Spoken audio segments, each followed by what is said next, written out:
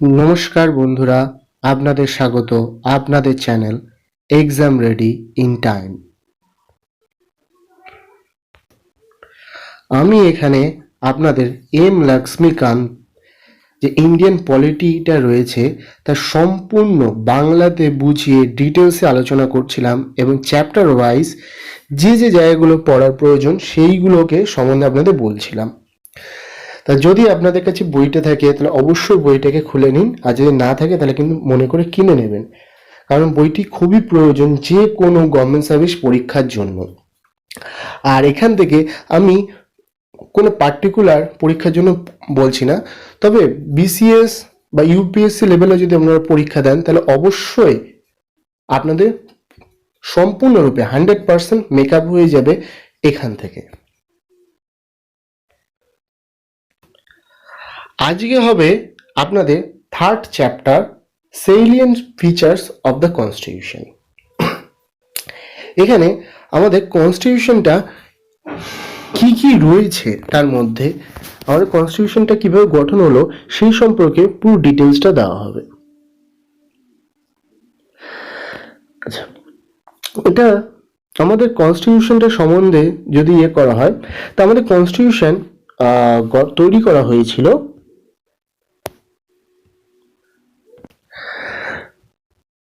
কততে আমরা আগের ভিডিওটা দেখেছি যে এম এন রয়, আমাদের এম এন রয়, একটু আগের ভিডিওগুলো দেখে নেবেন। আগের চারটে ভিডিও রয়েছে যেটা আপনাদের অবশ্যই উপকারে দেবে। না দেখলে কিন্তু খুব অসুবিধা হয়ে যাবে। প্রত্যেকটা ভিডিও পরপর সিরিজ বই আপনাদের দেখতে হবে। এম এন রয় 1934-এ কি করেছিল, আমাদের ভারতের জন্য নিজস্ব কনস্টিটিউশনের দাবি করেছিল, যেটাকে আমরা বলি সংবিধান।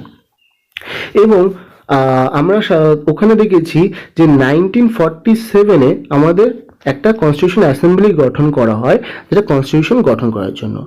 এবং 26 জানুয়ারি আমরা আমাদের শেষ কনস্টিটিউশনটা পাই বা সংবিধানটা পাই। এবং এখানে সব থেকে বড় দেখুন স্টার্টিংয়েই রয়েছে অ্যামেন্ডমেন্ট, কারণ এই যে 42nd, 44th, 73rd, 74 এবং 97 এই কয়েকটা অ্যামেন্ডমেন্ট আপনাদের খুবই প্রয়োজন। মানে এই অ্যামেন্ডমেন্টগুলো আমাদের সংবিধানের একটা বড় পরিবর্তন আনা হয়েছিল। আর এই 42nd অ্যামেন্ডমেন্ট যেটা দেখছেন 1976, যেটা অবশ্যই মাথায় রাখবেন মিনি কনস্টিটিউশন, কারণ এই 42nd অ্যামেন্ডমেন্ট অ্যাক্টের মাধ্যমে আমাদের সংবিধান একটা বড় অংশ পরিবর্তন করা হয়েছিল, যেখানে এটাকে কি বলা হচ্ছে মিনি কনস্টিটিউশনস। তা আশা করছি এটা মাথায় থাকবে যে কেন আমরা মিনি কনস্টিটিউশন বলি। দেখুন, মাথায় রাখতে গেলে জিনিসগুলো যাতে আমরা না ভুলে যাই, তার জন্য তার রিজনগুলো আমাদের মাথায় ঢোকাতে হয়। আমি চাইবো যে আপনারা বইটা নিয়ে বসুন এবং পাশে একটা খাতা রাখুন। যদি যে জিনিসগুলো আপনারা জানেন না সেগুলোকে নোট ডাউন করে নিন। এইভাবে আপনারা শিখতে পারবেন, এইভাবে মনে রাখতে পারবেন। আর তারপরেও যদি প্রবলেম হয় তাহলে ভিডিওটাকে আরেকবার দেখুন, এবং সেরকম হলে আমাকে কমেন্ট করুন যে আপনাদের এই জায়গাগুলো প্রবলেম হচ্ছে, আমি সেই জায়গাগুলো আলাদা ক্লাস নিয়ে নেব। আচ্ছা, আমাদের কনস্টিটিউশনে প্রথম ফিচার্স কি আছে, যে লেন্দিয়েস্ট কনস্টিটিউশন, ওয়ার্ল্ডের সব থেকে বড় রিটেন কনস্টিটিউশন আমাদের, এত বড় একটা কনস্টিটিউশন। এবং রিটেন আর আনরিটেন আশা করছি আপনারা জানেন, যদি না জেনে থাকেন তাহলে জেনে নিন। আনরিটেন মানে কিন্তু লিখিত নেই তা নয়। আনরিটেন মানে হচ্ছে ধরুন ওখানকার যে প্রথা রয়েছে, ওখানকার পরিবেশ, হ্যাঁ, এখান থেকে অনেক রকম নিয়ম আসে। সেই নিয়মগুলো একটা জায়গায় লেখা থাকে, অবশ্যই কিন্তু এটাও লেখা থাকছে, কিন্তু এই নিয়মগুলো সহজেই যে কোনো আইন পাশের মাধ্যমে আমরা পরিবর্তন করতে পারি। আর আমেরিকার যে কনস্টিটিউশনটা, সেটা পরিবর্তন সহজে করা যায় না। এটা একটু বলা হয় ফ্লেক্সিবল, যেটা সহজে পরিবর্তন করা যায় তাকে বলে ফ্লেক্সিবল, আর যেটা সহজে পরিবর্তন করা যায় না সেটাকে বলেছে রিজিড। এই শব্দগুলো মাথায় রাখবেন। আমেরিকার কনস্টিটিউশনে হিউজ মানে হিউজ কেন, সরি ভুল বললাম, আমেরিকার কনস্টিটিউশনে কোনো পরিবর্তন করতে গেলে ওদের একটা প্রসেস ফলো করতে হয়। ওদের কি করতে হবে, সেন্ট্রালে সেটাকে পাশ করাতে হবে, প্লাস প্রত্যেকটা স্টেটে যেতে হবে, প্রত্যেকটা স্টেটের একটা নির্দিষ্ট মেজরিটি রয়েছে, তার মাধ্যমে পরিবর্তন করা হয়। তো যেটা সহজে পরিবর্তন করা যায় না সেটাকে বলা হচ্ছে রিটেন, আর যেটা ইজিলি পরিবর্তন করা যায়, এত প্রসেস বা এত নিয়ম ফলো করতে হয় না, সেটাকে বলছে আনরিটেন। আচ্ছা, আমাদের যে এত বড় সব থেকে বড় যে আমাদের রিটেন কনস্টিটিউশন, তার পিছনে কয়েকটা কারণ রয়েছে। যদি আপনাদের বলে তোদের আমাদের যে কনস্টিটিউশনটা এত বড়, কারণ কি? একটা হচ্ছে জিওগ্রাফিক্যালি ফ্যাক্টর। দেখুন, ভারতের যদি ভালো করে লক্ষ্য করেন, ভারতের যে পরিবেশ, একদিকে দেখতে পাবেন যে তিন, একদিকে বিশাল বড় আপনাদের পাহাড় পর্বত, আবার তিন দিকে সমুদ্র, এবং তার সাথে বিভিন্ন রাজ্যে বিভিন্ন রকম ভাষা, বিভিন্ন রকম জাতি, বিভিন্ন রকম কাস্ট, এত কিছু রয়েছে, যার জন্য আমাদের অবশ্যই এমন একটা সংবিধান প্রয়োজন যার মধ্যে সব কিছু আসে, যে কারণে আমাদের সংবিধানটা বড় হয়েছে। সেকেন্ড, হিস্টোরিক্যালি ফ্যাক্ট একটা আছে।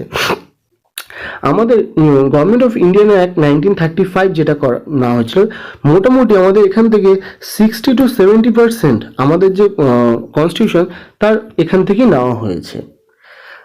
যে কারণে অলরেডি গভর্নমেন্ট অফ ইন্ডিয়ান অ্যাক্টটা একটা হিউজ বড় ছিল, এবং সেখান থেকে নিয়ে যখন কোনো একটা জিনিস তৈরি করা হচ্ছে, তখন তার সাইজটা অবশ্যই বড় হবে। এবং তার সাথে দেখুন, single constitution, central and the state. যদি আপনি আমেরিকায় যান, তাহলে আমেরিকার সেন্ট্রালের জন্য আলাদা এবং প্রত্যেকটা স্টেটের জন্য আলাদা আলাদা সংবিধান। কিন্তু ভারতে কিন্তু সেটা করা হয়নি। ভারতে প্রত্যেকটা স্টেটের জন্য এবং সেন্ট্রালের জন্য একটাই সংবিধান, যেটা আমাদের একসাথে ধরে রাখতে পেরেছে। তাহলে আমরা যদি এত একটা জিনিসকে যদি এত ভাগ না করে একটা নির্দিষ্ট জায়গায় নিয়ে এসে রাখি, তাহলে তার সাইজ তো অবশ্যই বড় হবে। এছাড়া আছে ডোমিনিয়ন বাই লিগ্যাল ইলুমিনিয়ান। এই যে আমাদের যারা সংবিধান তৈরি করেছিল, তারা প্রধানত ছিল লয়ার, আর লয়ারদের একটা প্রবলেম আছে, তারা একটা কথাকে সোজাভাবে না বলে বিভিন্নভাবে ঘুরিয়ে বলে সেটাকে কি করে কমপ্লিট করার চেষ্টা করে। এর ফলেও কিন্তু আমাদের সংবিধানটা একটু বড় হয়েছিল, কারণ আমাদের সংবিধানের জন্য যে ড্রাফটিং কমিটি গঠন করেছিল, সেখানটা যদি আপনি দেখেন, ওখানে প্রধানত লয়াররাই ওখানে সুযোগ পেয়েছিল বা তাদের মাধ্যমে করা হয়েছিল। নেক্সট, আমাদের ফিচার্স কি আছে আমাদের সংবিধানে? ড্রন ফ্রম ভেরিয়াস সোর্স, বিভিন্ন সোর্স থেকে নেওয়া হয়েছে। আমরা আগের ইয়েতে দেখলাম যে আমরা আপনার যে ইন্ডিয়ান গভর্নমেন্ট অ্যাক্ট থেকে নেওয়া হয়েছে, এর বাইরেও আমেরিকা থেকে কিছু নেওয়া হয়েছে, ব্রিটেন থেকে কিছু নেওয়া হয়েছে, আইরিশ সংবিধান থেকে নেওয়া হয়েছে, বিভিন্ন রকম জায়গা থেকে নেওয়া হয়েছে। কিন্তু আপনাদের একটা জিনিস মাথায় রাখতে হবে, আমরা এখানে কপি পেস্ট কথাটা কিন্তু সম্পূর্ণ ঠিক নয়। ডক্টর বি আর আম্বেদকর একটা শব্দ ব্যবহার করেছিল, র্যানস্যাক। এই র্যানস্যাক মানে কি, যে উনি বলেছিলেন যে বিভিন্ন সংবিধান থেকে, বিভিন্ন দেশের সংবিধান থেকে আমরা শুধু তাদের ভালো জিনিসটাকেই নিয়েছি, তা এই ভালো জিনিসটাকে নেওয়াটাকে কখনো কপি পেস্ট হতে পারে না। যেরকম যদি দেখেন বেশ কিছু, যেরকম আমাদের পাকিস্তানের যদি সংবিধান দেখেন, ওদের কিন্তু দুবার কি তিনবার, আমার ঠিক অ্যাকচুয়ালি মনে পড়ছে না, ওদের সংবিধান পুরো পরিবর্তন করা হয়েছে। কিন্তু ভারতের সংবিধান সেই সময় থেকে এখনো পর্যন্ত ওর যে মেন ফিচার্সটা রয়েছে, সেটা কিন্তু এখনো অপরিবর্তিত।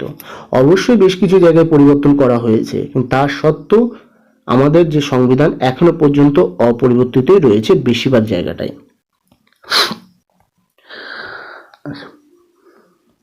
আমাদের সংবিধান আপনাদের ফ্লেক্সিবল আর রিজিডিটি শব্দটা আগেই বুঝিয়েছি প্রথমেই, মানে আমাদের যেটা সহজে পরিবর্তন করা যায় সেটা হচ্ছে ফ্লেক্সিবল। যেমন হচ্ছে আপনাদের ইংল্যান্ডের সংবিধান, কিন্তু আর ব্রিটেনের ব্রিটেন বলছি, মার্কিন যুক্তরাষ্ট্র বা আমেরিকা যাকে বলছি, তাদেরকে রিজিড, সহজে পরিবর্তন করা যায় না। কিন্তু আমাদের সংবিধানটাকে যদি একবার দেখেন, আমাদের সংবিধান কিন্তু দুটোকে মিলিয়েই তৈরি। আমাদের ফ্লেক্সিবল এবং রিজিডিটি দুটোই রয়েছে। আমাদের সংবিধানে বেশ কিছু জায়গা রয়েছে যেগুলো সাধারণ আইন পাশের মাধ্যমে পরিবর্তন করা যায়, কিন্তু আবার এমন কিছু জায়গা রয়েছে সেগুলো কিন্তু সাধারণ আইন পাশের মাধ্যমে পরিবর্তন করা যায় না। 368 নাম্বার ধারাতে বা আর্টিকেলে এই সম্বন্ধে আমাদের ডিটেলসে বলা রয়েছে।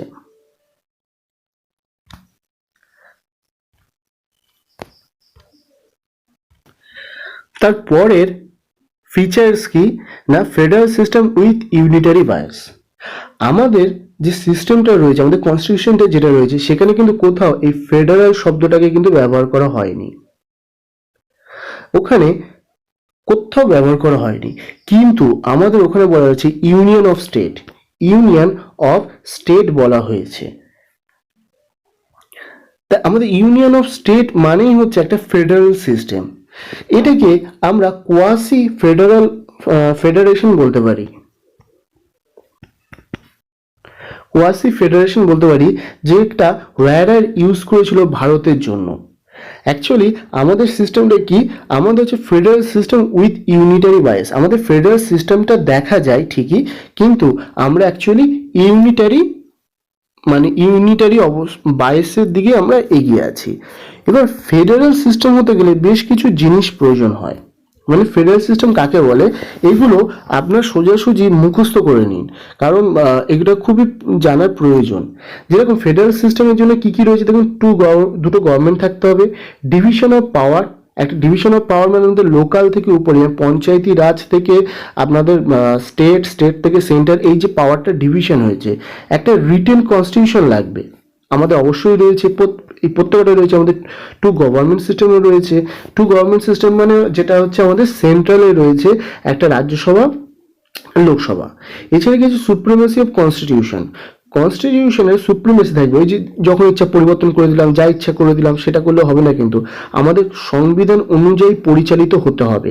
তাহলে আমরা সংবিধান ছাড়া আমরা পরিচালিত হতে পারি না। তাহলে এখানে সুপ্রিমেসি অফ কনস্টিটিউশন রয়েছে। রিজিডিটি অফ কনস্টিটিউশন, যেটা আগেই বললাম। Independence judiciary and bicameral system, independent judiciary রয়েছে, মানে আমাদের যে জুডিশিয়ারি সিস্টেমটা রয়েছে সে যাতে স্বাধীনভাবে কার্যকলাপ করতে পারে তার জন্য বেশ কিছু পন্থা রয়েছে, এবং আমাদের আর্টিকেল 50-তে এই সম্বন্ধে বলাও রয়েছে। আর বাইক্যামেরাল সিস্টেম মানে যেটা বললাম, যেখানে আমাদের রাজ্যসভা এবং লোকসভা থাকছে। নেক্সট আছে unitary bias or not federal features. Unitary bias আর নন ফেডারেল ফিচার্স বলতে ফেডারেল সিস্টেমের যে ফেডারেল সিস্টেম গভর্নমেন্ট তৈরি করতে হলে যে আপনাদের অ্যাকচুয়ালি কি বলবো, মানে যে ফিচার্সগুলো লাগে, যেরকম এখানে রয়েছে two government system, division of power, হ্যাঁ, সেরকম আরও কিছু থাকে, যেরকম হচ্ছে এ স্ট্রং সেন্টার। আমাদের কি আছে না, আমাদের সেন্টার স্ট্রং হয়। আর ফেডারেল সিস্টেমে কি হয়, আপনার সেন্ট্রাল এবং স্টেটের মধ্যে ক্ষমতা অনেকটাই বিভক্ত থাকে। সিঙ্গেল কনস্টিটিউশন, যেটা আমাদের ইউনিটারি বায়াসের দিকে নিয়ে যাচ্ছে। কি না, সিঙ্গেল কনস্টিটিউশন সবসময় ইউনিটারি যে সিস্টেম গভর্নমেন্ট হয় সেই দিকে। ফেডারেল সিস্টেমে কি হয়, আপনার ডুয়াল কনস্টিটিউশন বা স্টেট এবং সেন্ট্রালের জন্য আলাদা আলাদা। এছাড়া আছে সিঙ্গেল সিটিজেনশিপ, যেটা আপনার ফেডারেল সিস্টেমের অপোজিট। কেন সিঙ্গেল ডুয়াল সিটিজেনশিপ, যেটা আপনাদের বলেছিলাম যে আমেরিকায় রয়েছে, সেটা হচ্ছে ফেডারেল সিস্টেমের আপনাদের পরিচিতি। ফ্লেক্সিবিলিটি অফ কনস্টিটিউশন যেটা রয়েছে, আমাদের কনস্টিটিউশন একদিকে রিজিডও আছে, একদিকে ফ্লেক্সিবিলিটি রয়েছে। ফ্লেক্সিবিলিটিটাও আপনাদের ফেডারেল সিস্টেমের অপোজিট।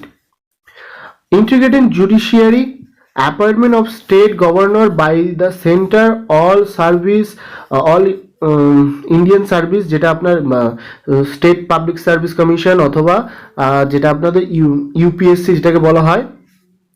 আচ্ছা, এমার্জেন্সি প্রভিন্স, এগুলো সবই কি আপনার ইউনিটারি ফিচার্স অথবা ফেডারেল সিস্টেমের অপোজিট বলা হচ্ছে।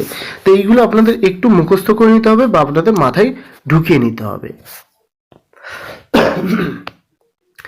নেক্সট কি আছে, পার্লামেন্টারি ফর্ম অফ গভর্নমেন্ট। আমাদের কনস্টিটিউশনে আর একটা বড় জায়গা হচ্ছে পার্লামেন্টারি ফর্ম অফ গভর্নমেন্ট।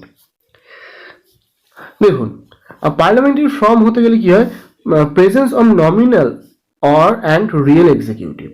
আমাদের এখানে যেরকম রয়েছে, আমাদের এটা আপনাদের লন্ডনের যে ইয়েটা রয়েছে সংবিধান, ওদের যে সিস্টেম সেখান থেকে নেওয়া হয়েছে। ওখানে কিং অথবা কুইন হচ্ছে আপনার নমিনাল, আর আমাদের এখানে কি প্রেসিডেন্ট। আর রিয়েল এক্সিকিউটিভ আমাদের হচ্ছে পিএম, যেটা প্রধানমন্ত্রী আমরা বলে থাকি। আচ্ছা, তো এটা পার্লামেন্টারি ফর্ম অফ গভর্নমেন্ট সিস্টেমের এই ফিচার্সগুলো থাকতে হয়, এবং যেগুলো আমাদের ভারতে রয়েছে। মেজরিটি পার্টি রুল, যে অনেক কটা পার্টি থাকবে, তার মধ্যে যে পার্টি আপনার টোটাল যে ভোট আমাদের এখানে কত 273 প্লাস যদি কোনো পার্টি পেয়ে থাকে, যেরকম বিজেপি এবারে পেয়েছে, সেরকমই কোনো পার্টি পেলে সে কী করবে, সেন্ট্রালে গভর্নমেন্ট তৈরি করবে।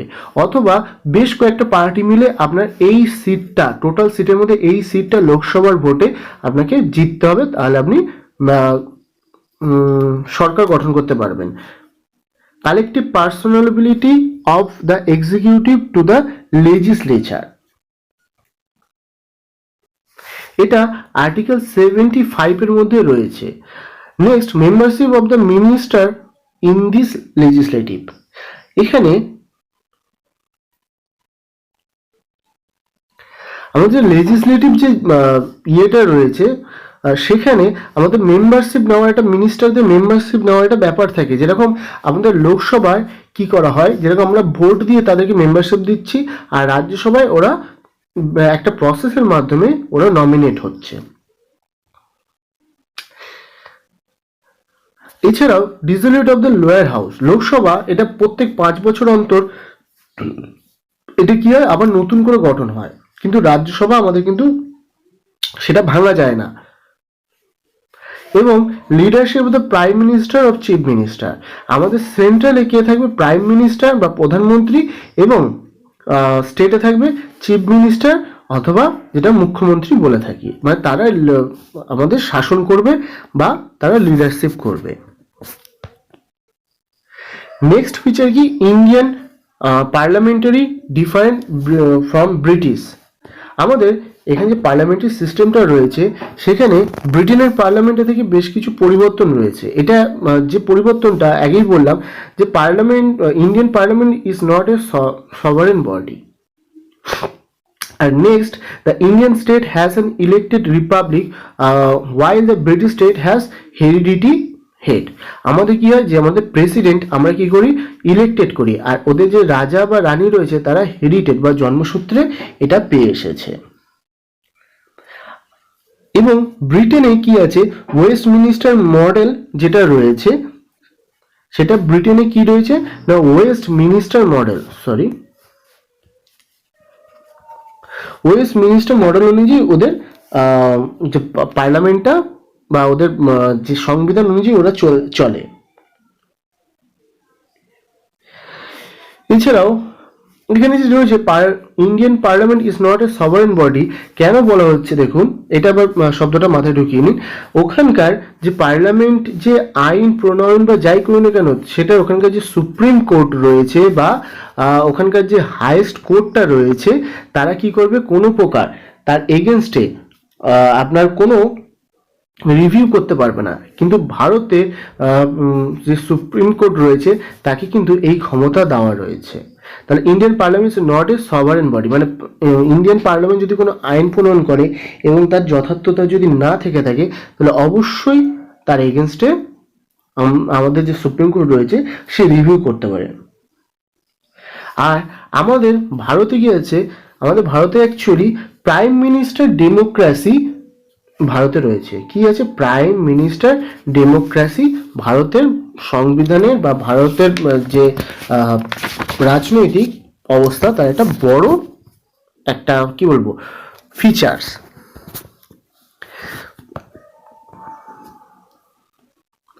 এবার কি আছে, parliamentary sovereign and judiciary supremacy, যেটা আগেই বললাম, parliamentary sovereignty and judicial supremacy. এখানে আমেরিকা এবং আমেরিকার অনুযায়ী আমাদের এখানে পার্লামেন্টারি জুডিশিয়াল রিভিউ রাখা রয়েছে, মানে এটা আমরা আমেরিকার সংবিধান থেকে নিয়েছি। আমেরিকার সংবিধান রয়েছে ডিউ প্রসেস অফ ল, কিন্তু আমাদের ভারত আছে প্রসিডিউর এস্টাবলিশ বাই ল। মানে ওখানকার যে সুপ্রিম কোর্ট রয়েছে সে কি করতে পারে, পুরো লটাকে ক্যান্সেল করে দিতে পারে, কিন্তু আমাদের এখানে কি করে প্রসিডিওরের মাধ্যমে সেটা রিভিউ করতে পারে। আর্টিকেল 13 অনুযায়ী সে বিষয়ে আমরা রিভিউ করতে পারি। এর মাধ্যমে আমাদের কি করা হয়েছে, একটা ডায়ারকি সিস্টেম চালু করা হয়েছে, যেখানে একটা আইন বা প্রণয়নের তার যথার্থতা বিচার আমাদের জুডিশিয়ালি যে সুপ্রিম কোর্ট রয়েছে তাকে দেওয়া রয়েছে।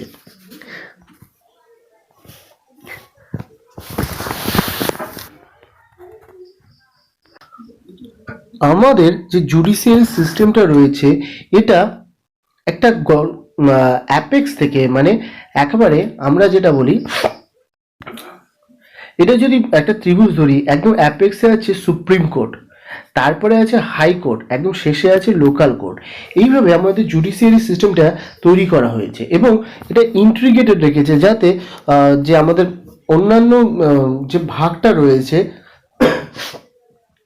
পলিটিক্যাল যে ভাগটা রয়েছে বা লেজিসলেটিভ যে কাউন্সিল রয়েছে, তারা যেন এরপর কোনো প্রকার চাপ সৃষ্টি না করতে পারে, যেখানে একটা ইন্ডিপেন্ডেন্স ভাবে এটাকে গঠন করা রয়েছে। যখন আমরা এই জুডিশিয়ারি সিস্টেম পড়াবো তখন এই সম্বন্ধে আপনাদের ডিটেলসে আলোচনা করব।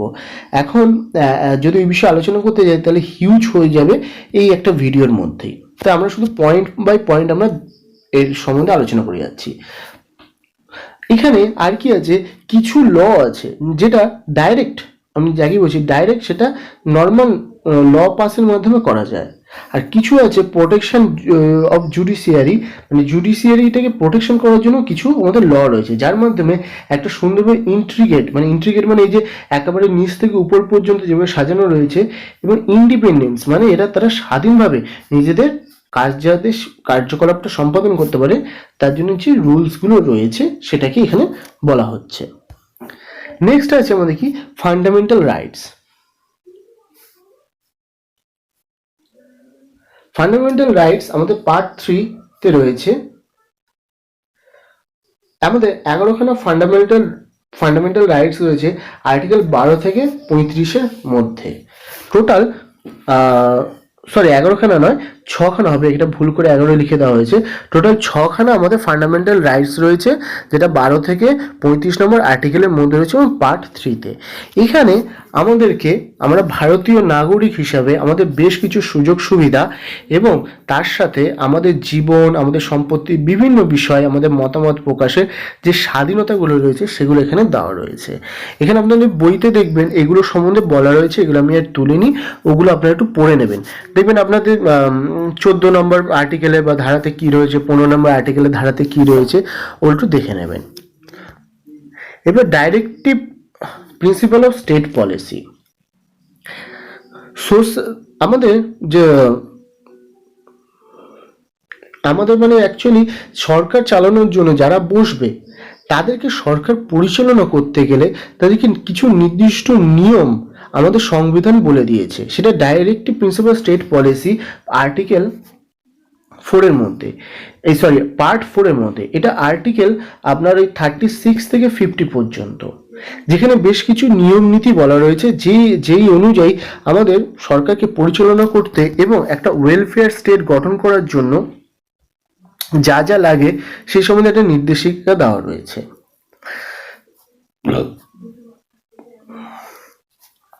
এখানে এই যে ডাইরেক্টিভ প্রিন্সিপাল স্টেট পলিসি, এটা গঠন করা হয়েছিল গান্ধিয়ান, কি কি তার মধ্যে ছিল, একটা হচ্ছে সোশ্যালিস্টিক ছিল, মানে সোশ্যালিস্টিক যে রুলস বা যে নোবেল থটগুলো রয়েছে সেটা গান্ধিয়ান যে থটগুলো ছিল, এবং লিবারাল ইন্টালেকচুয়াল যে থটগুলো ছিল, মানে স্বাধীনভাবে থাকার জন্য, সেই সম্বন্ধে কিছু তথ্য বলা রয়েছে, যার মাধ্যমে আমাদের একটা ওয়েলফেয়ার স্টেট গঠন করা সম্ভব। সেই মুহূর্তে যখন ভারত স্বাধীন হয়েছিল তখন আমাদের এটা সম্ভব ছিল না, কারণ তখন সেই পরিবেশটা ছিল না। পরবর্তীকালে যাতে এটা যখন পাবে, যাতে এটা করা যায়, একটা ওয়েলফেয়ার স্টেট গঠন করা যায়, তাই জন্যই আমাদের যারা সংবিধান স্থাপন তৈরি করেছিল তারা একটা বিশ্বাসের সাথে এটা আমাদেরকে দিয়েছিল, এবং পরবর্তীকালে সেটা আমরা অবশ্যই করতে পেরেছি। এবং এটা নন জাস্টিকেবল, মানে যদি কোনো সরকার এটাকে সম্পূর্ণরূপে না মানে, তাহলে কিন্তু এটাকে এরপর আমরা কোনো ল পাস করে এটাকে আমরা জোর করে করতেই হবে সেটা আমরা বলতে পারি না। এবং ফান্ডামেন্টাল আরেকটা জিনিস আছে, আমাদের ফান্ডামেন্টাল রাইট এবং ডাইরেক্টিভ প্রিন্সিপালের মধ্যে যদি কখনো বিরোধ বাঁধে, তাহলে কিন্তু ডাইরেক্টিভ প্রিন্সিপালের যে পলিসি রয়েছে সেটাকে বাদ দিতে হবে এবং ফান্ডামেন্টাল ডিউটিসটাকে আমাদের অবশ্যই গ্রহণ করতে হবে। এটা মিনার্ভা মিলস কেস বলে একটা সুপ্রিম কোর্টের কেস ঘটেছিল সেখানে 1980-তে, এবং সেখানে আমাদের জাজ যে ছিল, জাজের যে বেঞ্চ ছিল, তারা বলেছিল কি ফান্ডামেন্টাল রাইটস এবং ডাইরেক্টিভ প্রিন্সিপালের মধ্যে যদি কোনো প্রকার ডিসপিউট দেখা যায়, তাহলে ডাইরেক্টিভ প্রিন্সিপালের বদলে ফান্ডামেন্টাল রাইটসটাকে আমাদের প্রাধান্য দিতে হবে।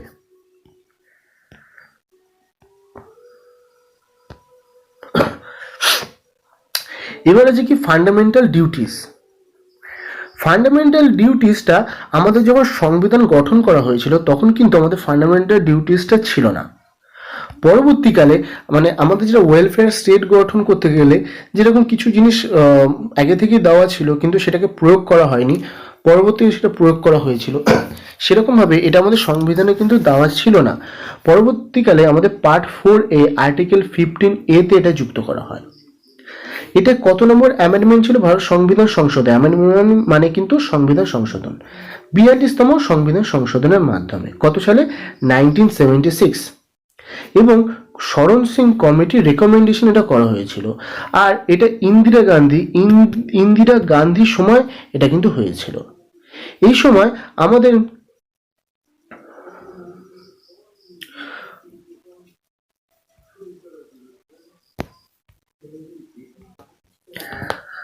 তো ফান্ডামেন্টাল যখন ডিউটিসটা আমাদের 1976-এ যোগ করা হয় তখন 10টা ছিল।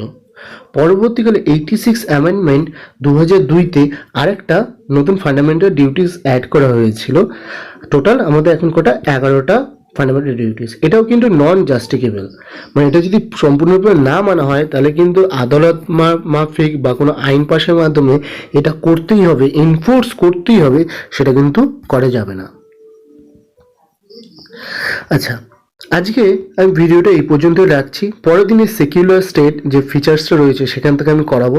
এখনও বাকি রয়েছে, এর অর্ধেকটাই আমাদের হয়েছে ফিচার্সগুলো। এই ফিচার্সগুলো অবশ্যই আমাদের পড়তে হবে। কেন পড়তে হবে?